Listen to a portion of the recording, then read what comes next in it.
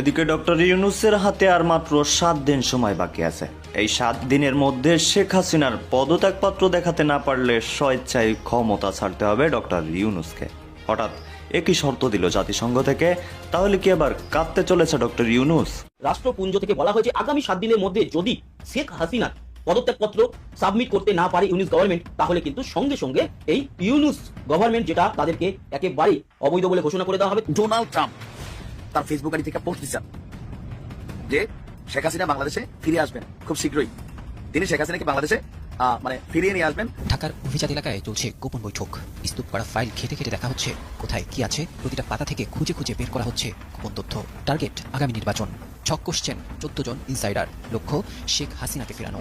এবার কি আমরা ডোনাল্ড ট্রাম্পের নিষেধাজ্ঞার কবলে পড়তে যাচ্ছি? ডোনাল্ড ট্রাম্প 43টা দেশের উপরে নিষেধাজ্ঞা জারি করতে যাচ্ছেন। জাতিসংঘ মহাসচিব অ্যান্টনিও গুতেরেসের সফর থেকে রোহিঙ্গা। সম্মানিত দর্শক, এবার ডোনাল্ড ট্রাম্প ডক্টর ইউনূসকে কঠিন হুঁশিয়ারি বার্তা দিয়েছেন। 7 দিনের ভিতরে ডক্টর ইউনূসকে পদত্যাগের আলটিমেটাম দিয়েছেন ডোনাল্ড ট্রাম্প। সাবেক প্রধানমন্ত্রী শেখ হাসিনার ক্ষমতা আবারও ফিরিয়ে দিচ্ছেন জাতিসংঘ এবং ডোনাল্ড ট্রাম্প। দর্শক, এই ভিডিওতে আপনারা দেখতে পারবেন এবার ডক্টর ইউনূস কিন্তু পদত্যাগ করতে বাধ্য হচ্ছেন। তাহলে কি সাবেক প্রধানমন্ত্রী শেখ হাসিনা আবারও ক্ষমতায় ফিরে পাচ্ছে কিনা, এবং ডক্টর ইউনূস কবে পদত্যাগ করছে, এবং ডোনাল্ড ট্রাম্প কি বলেছেন এবং কি হুঁশিয়ারি বার্তা দিয়েছেন, বিস্তারিত আপডেট আজকে এই ভিডিওতে আপনারা দেখতে পারবেন। দর্শক, ভিডিওটি খুবই গুরুত্বপূর্ণ, তাই না টেনে সম্পূর্ণ ভিডিওটি দেখবেন। চ্যানেলে নতুন হয়ে থাকলে সাবস্ক্রাইব করে রাখবেন। পরবর্তী ভিডিওর জন্য লাইক করে দেখতে থাকুন সম্পূর্ণ ভিডিওটি।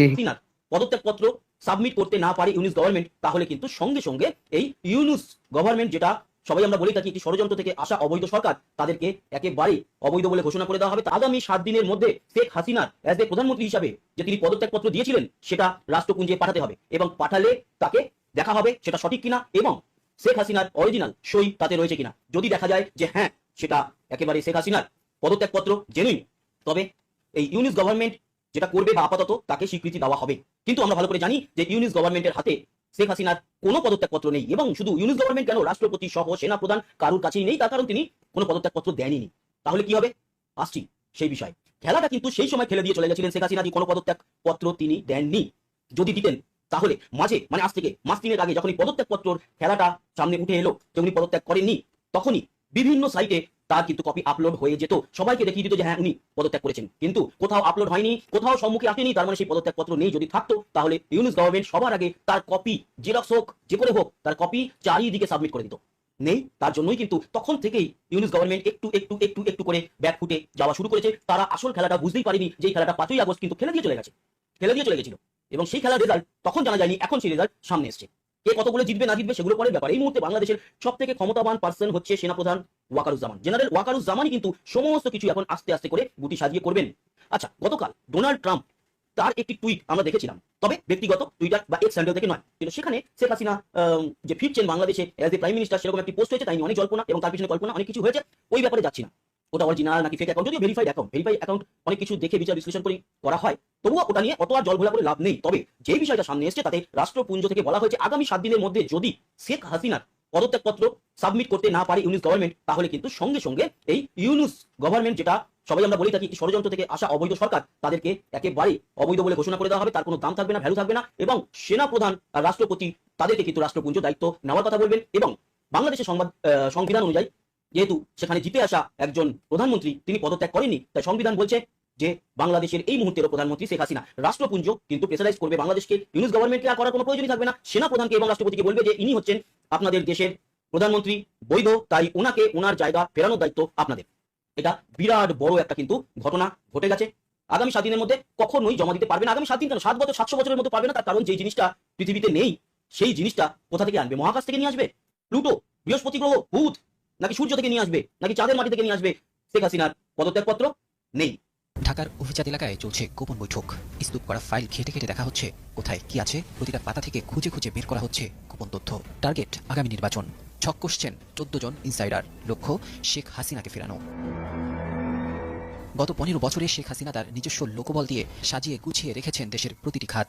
আয়া বুয়া থেকে শুরু করে উচ্চপদস্থ কর্মকর্তা সবাই যেন শেখ হাসিনার আস্থাভাজন লোকজন। এত সহজে এদের দমানো যাবে না, এটাই তো স্বাভাবিক। আর তাই তো শেখ হাসিনাও বর্ডারের ওপারে বসে গুনছেন দিনক্ষণ। এবার বেরিয়ে এসেছে আরও ভয়াবহ তথ্য। আগামী নির্বাচনে যেন শেখ হাসিনাকে ফিরিয়ে আনা যায় সেই লক্ষ্যে একযোগে কাজ করছেন 14 জন ইনসাইডার, যাদের মধ্যে কিছু লোক ইতিমধ্যে অন্তর্বর্তী সরকারেও অন্তর্ভুক্ত হয়েছেন এবং খুবই সাবধানতার সাথে চালছেন তাদের চাল খুবই ধীরলয়ে।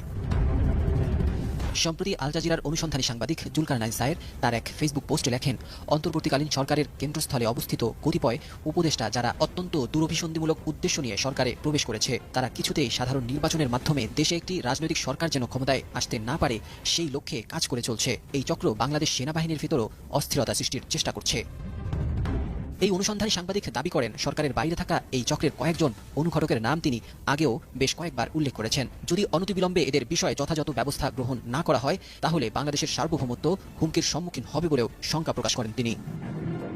এই চক্রের সদস্যরা প্রধান উপদেষ্টাকে নেতিবাচকভাবে প্রভাবিত করছেন। যথাসময়ে নির্বাচন অনুষ্ঠিত না হলে ডক্টর ইউনূসও সম্ভবত তার পদটি ত্যাগ করবেন, আর সেই সুযোগে তার পদটি বাগিয়ে নিতে সচেষ্ট রয়েছে ওই চক্র।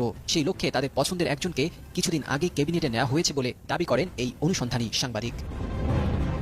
জুলকারনাইন সায়ের আরও লেখেন, উপদেষ্টা, সচিব, গুরুত্বপূর্ণ পদ, সামরিক বাহিনীর শীর্ষ কর্মকর্তা সব মিলিয়ে এদের মূল ইনসাইডারের সংখ্যা 9 জন, আর ভাইটাল আউটসাইড অ্যাক্টর আরও 5 জন। এছাড়াও আরও বেশ কয়েকজন রয়েছে এদের দলে। উপযুক্ত সময় তাদের নাম ও বিস্তারিত প্রকাশ করা হবে। সাধারণ জনগণ ও রাজনৈতিক দলগুলোর এদের বিষয়ে সোচ্চার ও রুখে দেওয়ার সময় ঘনিয়ে আওয়ামী লীগ যে আবার মাঠের রাজনীতিতে ফিরছে এটা আপনারা 100% শিওর থাকুন। আওয়ামী লীগ মাঠের রাজনীতিতে ফিরা ছাড়া বাংলাদেশে কোনো নির্বাচন হবে না, আর নির্বাচন করতেও দিবে না ইন্ডিয়া এবং আমেরিকা। ইন্ডিয়া এবং আমেরিকা পৃথিবীর কয়েকটা গণতান্ত্রিক দেশের মধ্যে তারা একটি। তারা পৃথিবীর সকল জায়গায় গণতন্ত্র অক্ষুণ্ণ রাখতে চায়। তা বাংলাদেশের গণতন্ত্র যদি অক্ষুণ্ণ রাখতে হয়, বাংলাদেশ আওয়ামী লীগকে মাঠের রাজনীতি করতে দিতে হবে এবং বাংলাদেশ আওয়ামী লীগকে নির্বাচনে আসতে দিতে হবে। কারণ বাংলাদেশের 40 থেকে 45% ভোটার বাংলাদেশ আওয়ামী লীগকে ভালোবাসে এবং বাংলাদেশ আওয়ামী লীগকে ভোট দিবে। বাংলাদেশ আওয়ামী লীগ ফেসিস্ট দল হোক, খারাপ দল হোক, এগুলো জনগণ ডিসাইড করবে ভোটের মাধ্যমে। তোমরা কোন হনুরে, তোমরা কেন ডিসাইড করবা যে বাংলাদেশ আওয়ামী লীগ ভোটে আসবে নাকি আসবে না, কি এমপি হবে নাকি হবে না, সেটা জনগণ ডিসাইড করবে।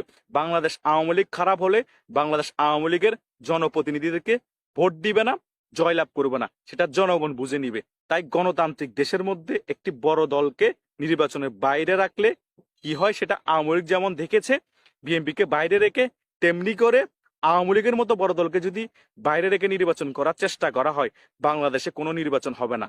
আর আওয়ামী লীগ যে ফিরে আসছে তার পদধ্বনি শোনা যাচ্ছে চারদিকে। ইন্ডিয়াতে অলরেডি সকল প্ল্যান হয়ে গিয়েছে, জাস্ট প্রতিফলন হওয়া বাকি। কি হয়েছে না হয়েছে সকল কিছু আপনারা আমার ইউটিউব চ্যানেলে আলোচনা করেছি আগের ভিডিওয়, তুলসী গ্যাওয়ার্ডকে নিয়ে, জেডি ভ্যান্সকে নিয়ে, ডোনাল্ড ট্রাম্পকে নিয়ে, নরেন্দ্র মোদীর বৈঠককে নিয়ে এবং শেখ হাসিনার সাথে তাদের কথোপকথন নিয়ে।